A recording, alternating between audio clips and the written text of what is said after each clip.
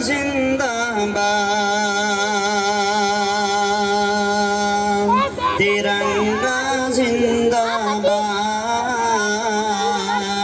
तिरंगा जिंदाबाद। है ये तिरंगा ऐसा यारों सबके दिल को लुभाता है, ऐसा जलवा दिखाता है ये तिरंगा ऐसा यारों सबके दिल को लुभाता।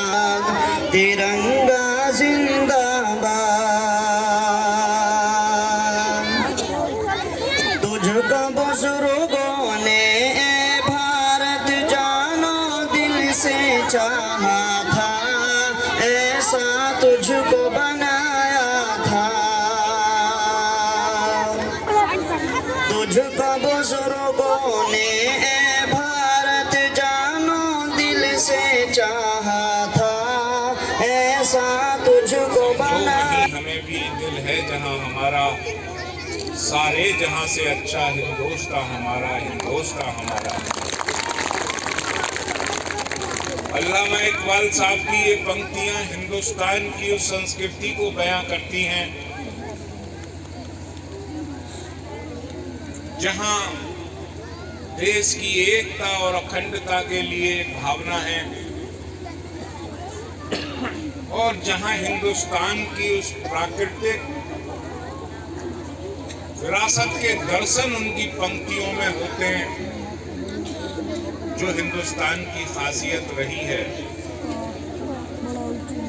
क्योंकि दुनिया ने बहुत कोशिश की हिंदुस्तान को मिटाने की, लेकिन कोई मिटा नहीं पाया। उसकी वजह विभिन्न संस्कृतियों वाला देश होते हुए भी यह मुल्क एक रहा, जहां हर 2.5 किलोमीटर पर भाषाएं बदल जाती हैं, संस्कृतियां बदल जाती हैं, रहन सहन बदल जाता है, फिर भी यह मुल्क मजबूत रहा, एक रहा, संगठित रहा और हिंदुस्तान कहलाया। तभी तो अल्लामा इकबाल साहब ने कहा था कि यूनान मिस्र रोमा सब मिट गए जहां से, बाकी है लेकिन अब भी नामो निशा हमारा। हिंदी है हम, वतन है हिंदुस्तान हमारा, हिंदुस्तान हमारा। जोर से बोलो हिंदुस्तान, हिंदुस्तान। असंख्य बलिदानियों का त्याग, उनकी कुर्बानी किस लिए? इसलिए कि आज आप खुली हवा में सांस ले सके, इसलिए कि यह मुल्क दुनिया का विश्व गुरु बन सके, और इसलिए कि हर व्यक्ति खुशहाल हो। यही सपना था अशफाकुल्लाह खां का, जिन्होंने हंसते हंसते अपने प्राणों की आहुति इस मुल्क के लिए दी, अपनी मातृभूमि के लिए दी। असंख्य बलिदानी पंडित राम प्रसाद बिस्मिल, शहीद भगत सिंह, सुभाष चंद्र बोस, चंद्रशेखर आजाद सभी के लोगों ने इस हिंदुस्तान को आजाद कराने के लिए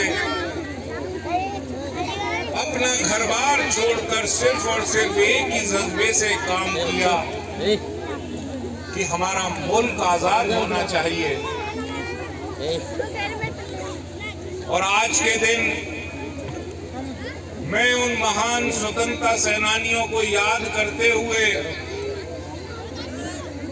सबका आह्वान करना चाहूंगा कि हम सभी को, जिस मुल्क में हमने जन्म लिया है, जहां की हवा से हम जिंदा रहते हैं और जहां की मिट्टी से हम बनते हैं, उस मुल्क के प्रति हम लोगों को प्यार रखना चाहिए, उस मुल्क के प्रति हम लोगों को श्रद्धा रखनी चाहिए। ये हमारी माँ है। 1857 का स्वतंत्रता संग्राम आंदोलन, जिसमें मुगल सल्तनत के आखिरी बादशाह बहादुर शाह जफर को नेतृत्व दिया गया था, उस महासंग्राम का। देखिए, उस वक्त सिर्फ एक ही सपना था लोगों का, मुल्क की आजादी, अपनी मातृभूमि की रक्षा। कोई जाति पाति का भेद नहीं था, हिंदुस्तान के सभी लोगों ने मिलकर बहादुर शाह जफर को उस आंदोलन की कमान सौंपी। यद्यपि वह आंदोलन विफल हो गया और बहादुर शाह जफर को रंगून जेल में कैद कर दिया गया, लेकिन 1857 की वह चिंगारी देश को आजाद कराने के लिए एक ऐसी चिंगारी बनी जिसका परिणाम हमें सन 1947 में मुल्क की आजादी के रूप में मिला।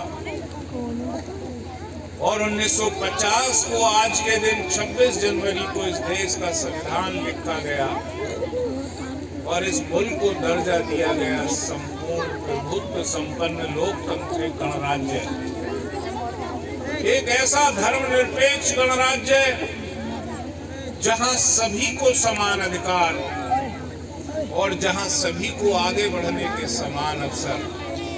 यही तो खासियत है हिंदुस्तान की और यही तो सपना था उन सेनानियों का जिन्होंने अपने लहू से इस देश की माटी को सींचा। तो आज सभी लोग इस मुल्क की बहबूदी के लिए, इस मुल्क की खुशहाली के लिए यहाँ से एक प्रण लेकर जाएंगे कि हम जिएंगे तो अपने मुल्क के लिए और जिएंगे तो अपने देश के लिए और मरेंगे तो अपने देश के लिए। यही जज्बा इस मुल्क को संगठित रखेगा और यही जज्बा इस मुल्क को दुनिया की शक्ति बनाने की तरफ ले जाएगा।